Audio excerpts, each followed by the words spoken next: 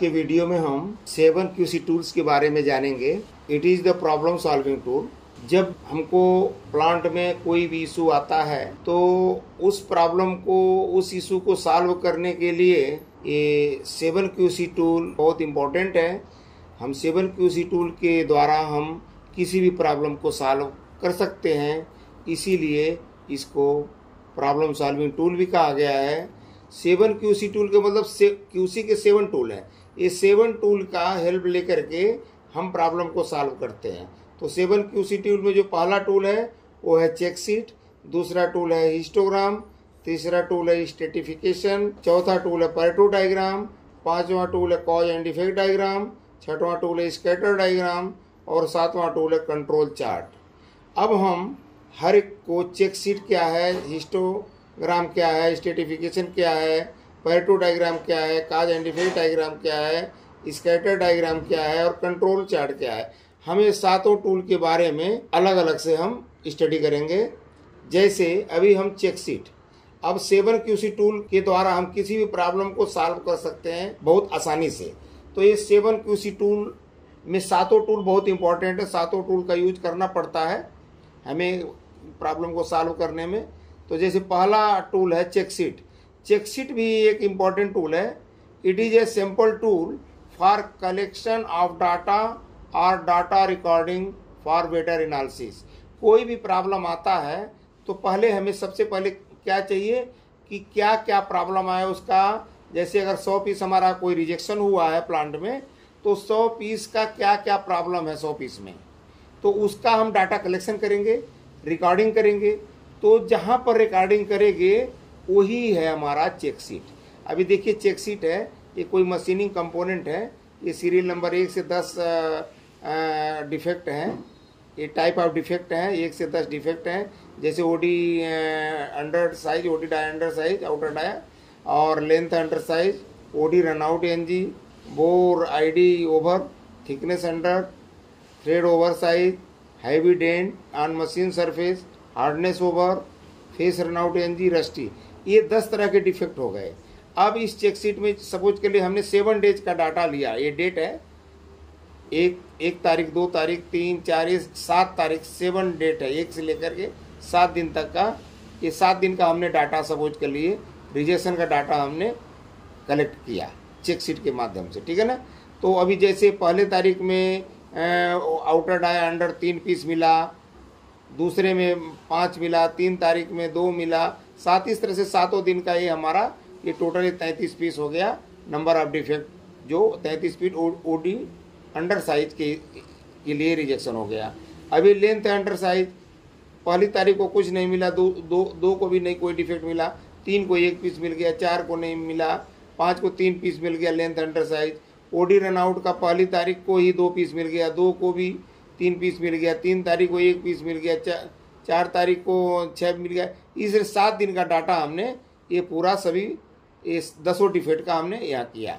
और ये number of defect आ गए 33, सबको सम कर लिए, 33, 5, 27, 11, मतलब अगर देखा जाए तो सबसे ज़्यादा 33 है। वो कौन सा है, आउटर डाया अंडर साइज है।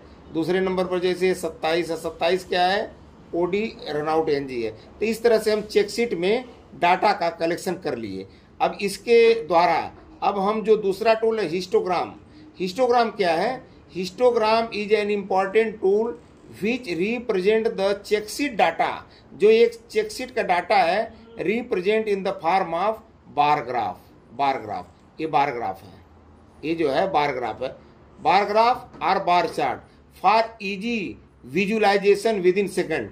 अब इसमें आप देखिए, अगर आउटर डाया अंडर साइज है तो हम पहली तारीख का 3 है, 5 है, 2 है, 7 है, 3, 9, 4, अभी हो गया 33। अब कितना टाइम हमको लग रहा है आउटर डाया अंडर साइज को देखने में, लेंथ को अंडर साइज देखने में कितना टाइम हमें लग रहा है। 5 पीस है तो हर एक डेट में इसमें हमको ढूंढना पड़ेगा, देखना पड़ेगा कौन सा डिफेक्ट क्या है, कितनी क्वांटिटी है।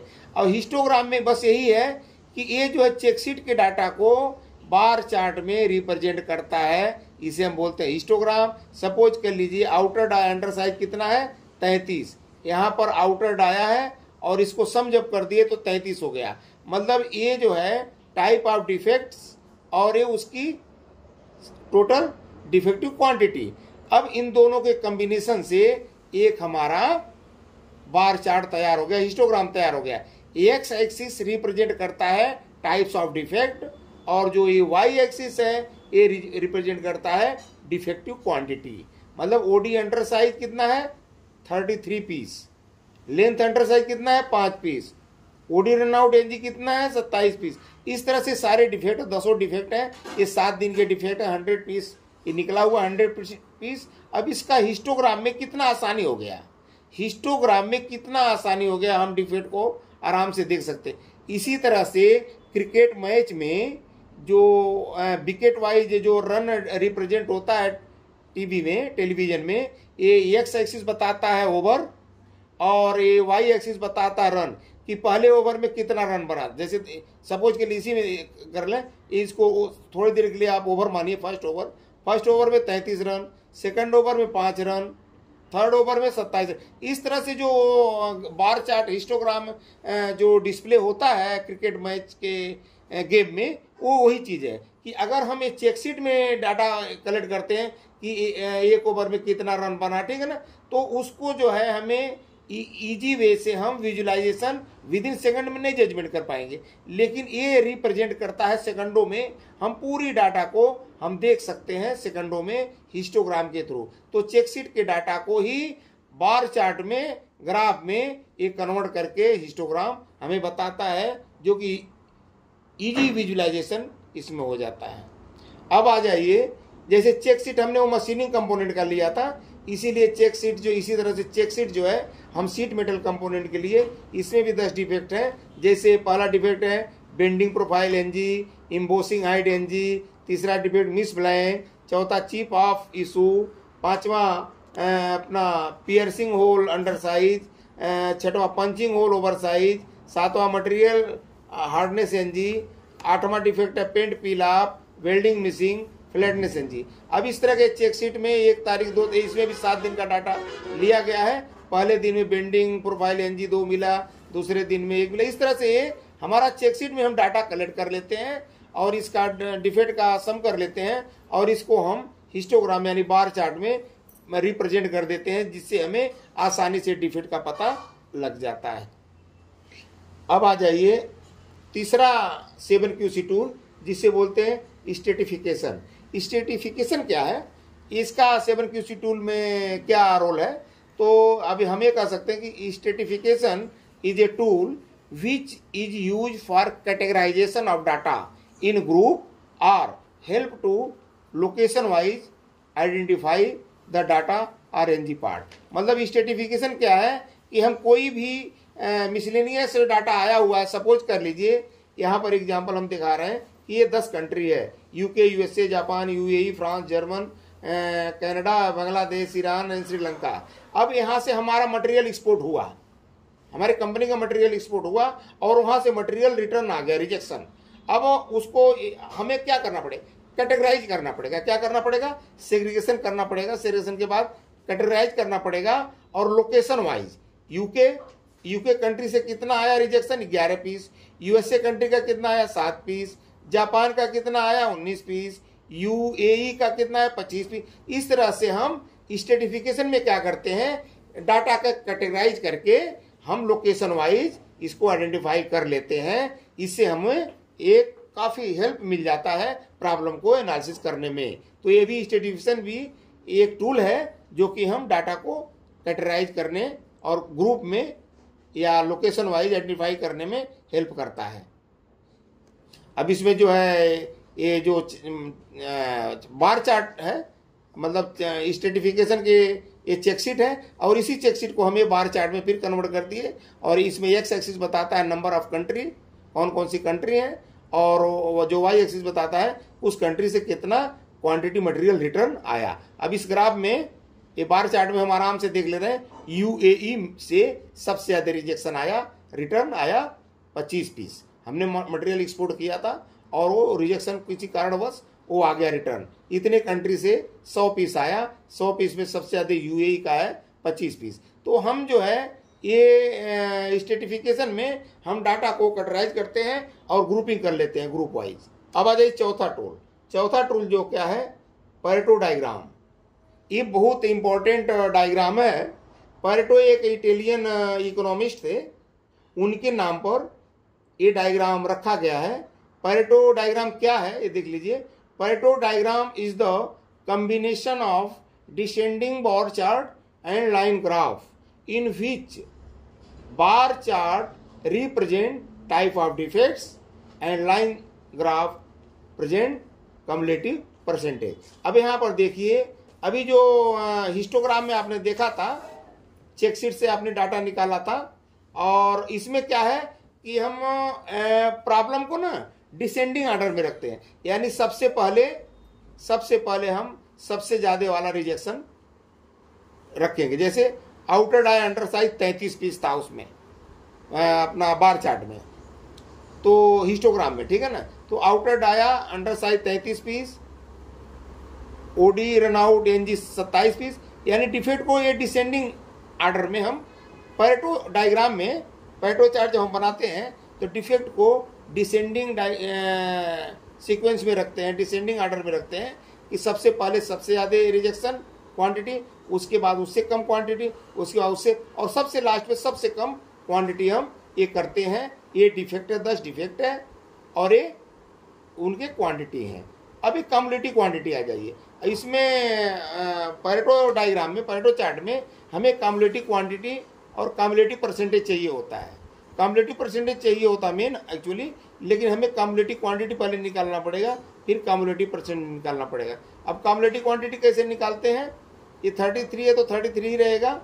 अभी दूसरे में ओडी रनआउट एनजी 27 पीस है, तो 33 में 27 ऐड कर देंगे 27, तो 60 हो गया।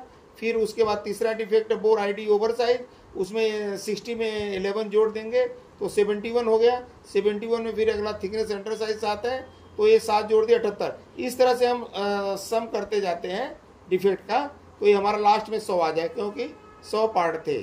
और ये कम्युलेटिव क्वांटिटी है 33, ये 100 से डिवाइड करेंगे, ठीक है ना।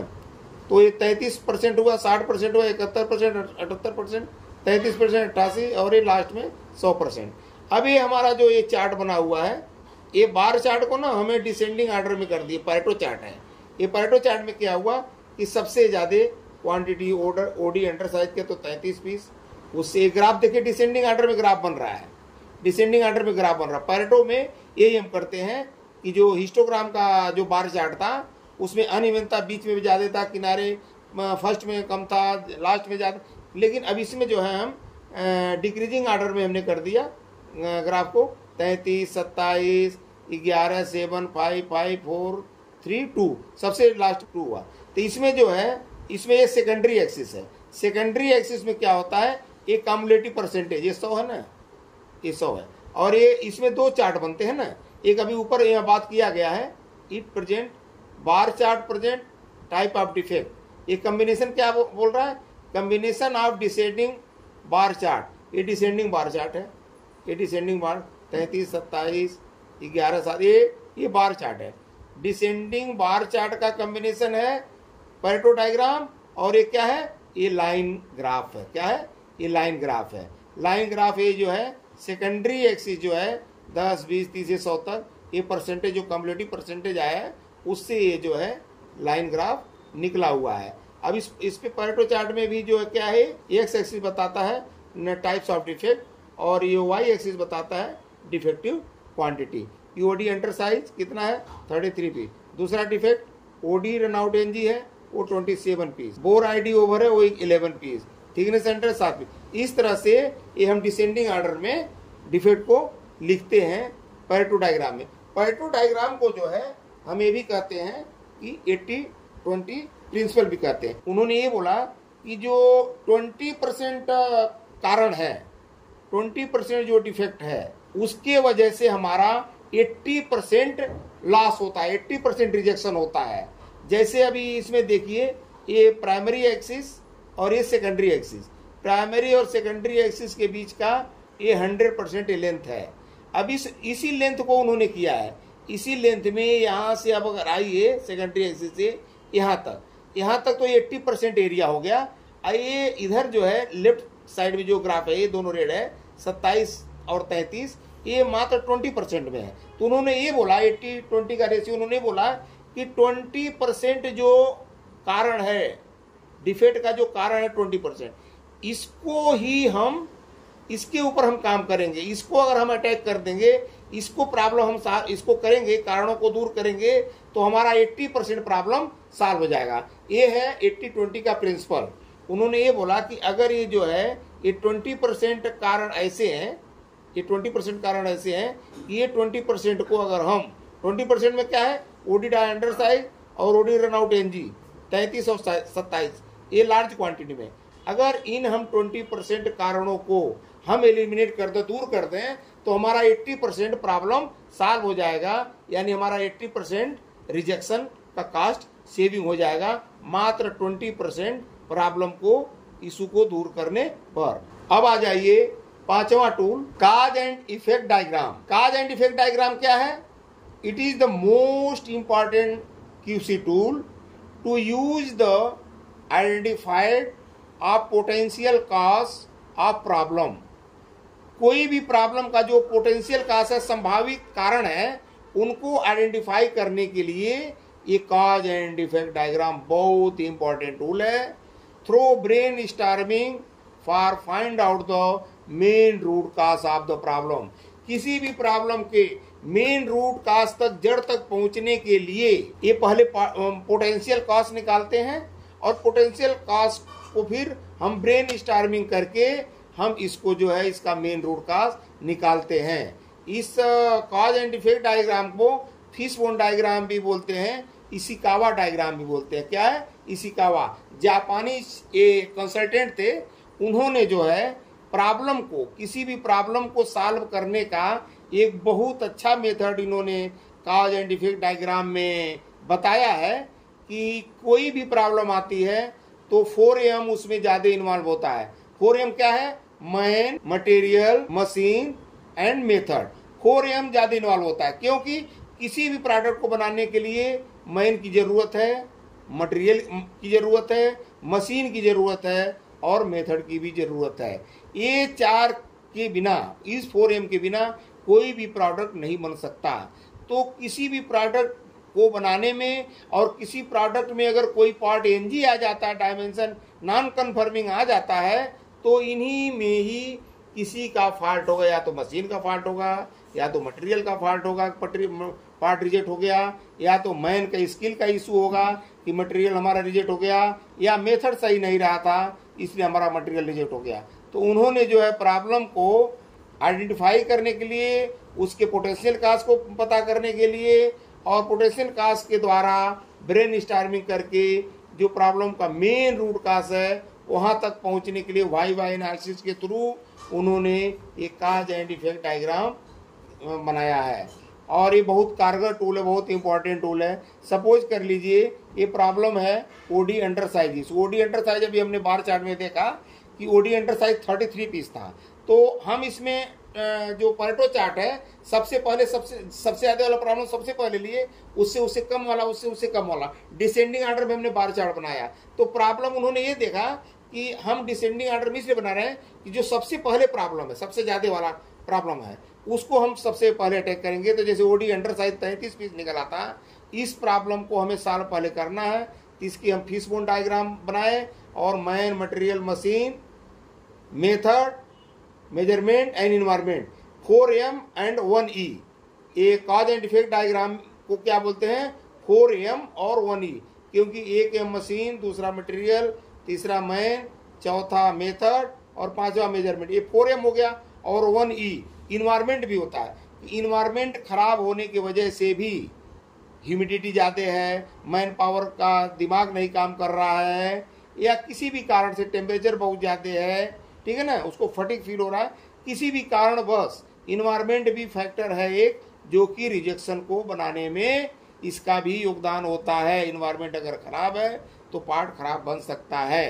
तो इस हिसाब से अभी ओडी अंडर साइज में देखे, मैन में देखे हैं अनस्किल्ड ऑपरेटर, अनअवेयर, ठीक है ना, बंदा सिक था, बीमार था। मटेरियल में जो है मटेरियल हार्ड था, मटेरियल स्पेसिफिक एनजी था, मटेरियल रॉन्ग ग्रेड था। मशीन में जो है टरेट प्ले था, मशीन का फीचर रेंज इस तरह से, इन्वायरमेंट में ह्यूमिडिटी मोर ज़्यादा थी, पावर फ्लक्चुएशन बहुत हो रहा था, टेम्परेचर हाई था, डल लाइट था, ये इन्वायरमेंट का होगा। मेजरमेंट में है, मेजरमेंट एरर है, मेजरमेंट इंस्ट्रूमेंट एरर है इंस्ट्रूमेंट में, ठीक है ना। अप्रेजर एरर है, अनस्किल्ड इंस्पेक्टर है जो चेक कर रहा है, इंजीनियर है, रॉन्ग इंस्ट्रूमेंट यूज हो रहा है, मेथड में रॉन्ग ऑफसेट दे दिया ऑपरेटर ने, एरर इन इंस्ट्रूमेंट हो गया, जो भी है, चेकिंग मेथड रॉन्ग है। तो इस तरह से बहुत सारे पोटेंशियल कॉज हैं, ठीक है ना। तो पोटेंशियल कॉज, इसके कॉज एंड इफेक्ट डायग्राम से हमें पोटेंशियल कॉज मिलता है, और फिर पोटेंशियल कॉज में जो हमें ज़्यादा प्रॉब्लम, जैसे हमने ये wrong offset given by operator, OD undersize method में हमने देखा कि रॉन्ग ऑफसेट ऑपरेटर ने दे दिया, इसके वजह से हमारा प्रॉब्लम आया। तो इसको हम वाई वाई एनालिसिस कर लेंगे। यहाँ पर देखिए पॉसिबल कॉज था क्या, wrong offset given by operator. अब वाई वाई एनालिसिस हमने किया कि OD undersize made on CNC machine. OD undersize CNC machine पर क्यों बना, वाई, पहला why, wrong offset given during insert change by operator. Operator ने इंसर्ट चेंज के दौरान उसने प्रोग्राम में रॉन्ग ऑफसेट दे दिया। वाई, क्यों दे दिया, offset given during insert change on judgement base. Judgement base पर उसने किया, क्यों किया जजमेंट बेस पर, वाई 3, क्योंकि do not check the micrometer, OD को माइक्रोमीटर से चेक नहीं किया during insert change by operator. Micrometer से नहीं चेक किया डाया, उसने जजमेंट बेस पर रॉन्ग ऑफसेट दे दिया। क्यों दे दिया, क्योंकि micrometer is not available on machine, machine पर माइक्रोमीटर नहीं था, इसके वजह से उसने ऑफसेट जजमेंट के थ्रू दे दिया। क्यों नहीं था वाई 5, क्योंकि मैनेजमेंट इशू, मैनेजमेंट ने उतना माइक्रोमीटर अरेंज नहीं किया था, इसकी वजह से दिक्कत आई। तो ये वाई वाई एनालिसिस हो गया। वाई वाई एनालिसिस में मेन रूट कैसे निकलता है, last why is the main root cause. जैसे मैनेजमेंट इशू, अब मैनेजमेंट पे इस पर हम काम करेंगे कि मैनेजमेंट ने माइक्रोमीटर क्यों नहीं लाया। अब इस पर हम काम करेंगे कि हम जो है इसका जो है इन्वेंट्री रखेंगे, अपने माइक्रोमीटर एक स्टैंडर्ड रूम में रखेंगे, एक लाइन पर देंगे या 2 लाइन पर देंगे, तो इससे आगे का प्रॉब्लम हमारा सॉल्व हो जाएगा। इसके ऊपर हम काम करेंगे। अब आ जाइए 7QC टूल है, 6 टूल है स्कैटर डायग्राम। अब स्कैटर डायग्राम क्या है, स्कैटर डायग्राम के बारे में थोड़ा सा देख लें।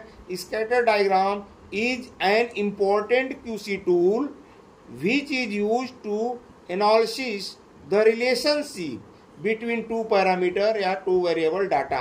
2 पैरामीटर के बीच में रिलेशनशिप को मेजर करने के लिए हम स्कैटर डायग्राम का यूज करते हैं।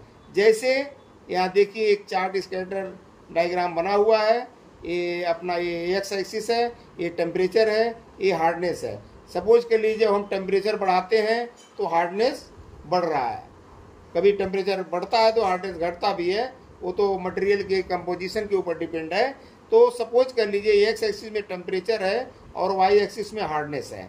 अब सपोज कर लीजिए कि यहाँ पर टेम्परेचर 10 डिग्री सेल्सियस जब टेम्परेचर हुआ तो उस समय जो है उसका ये टेम्परेचर है ना, यहाँ पर टेम्परेचर ये देखिए 2 है। जब 2 डिग्री टेम्परेचर हुआ तो हमारा मटेरियल का हार्डनेस कितना हुआ, 10 हुआ। और जब 5 डिग्री टेम्परेचर हो गया तो उस समय मटेरियल का हार्डनेस 15 HRC हो गया।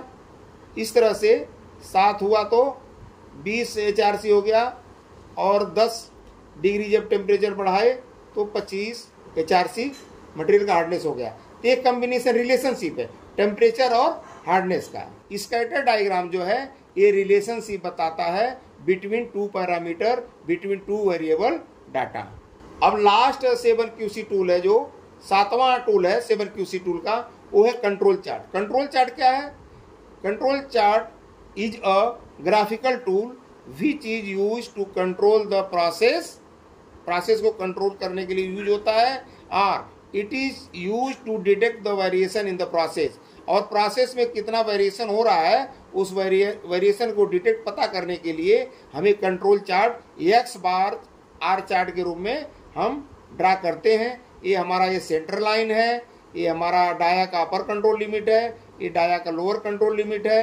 ये हमने डाया चेक किया तो जैसे 1 तारीख है, 1 तारीख को यहाँ पर इसका आया reading upper control limit central line से ऊपर अपर कंट्रोल लिमिट की तरफ आया, दूसरे दिन का रीडिंग जो है लोअर कंट्रोल लिमिट की तरफ आया, फिर तीसरे दिन की रीडिंग अपर कंट्रोल लिमिट के तरफ आया, फिर चौथे दिन की रीडिंग लोअर कंट्रोल लिमिट। इस तरह से हमारा ये चार्ट ग्राफ लाइन चार्ट ये बन रहा है। ये हमारा वेरिएशन बता रहा है डेली का कंट्रोल चार्ट। इस तरह से हम कोई भी डायमेंशन जो एनजी हो रहा है उसको रिजेक्शन को बचाने के लिए हम एक कंट्रोल चार्ट प्लॉट करते हैं। इससे हमें रिप्रेजेंट होता रहता है कि हमारा प्रोसेस कैसा चल रहा है और वेरिएशन कहाँ पर है। ये अपना कंट्रोल चार्ट का एक्स बार आर चार्ट है। इस तरह से हम ऐसे इसको भी दिखा सकते हैं।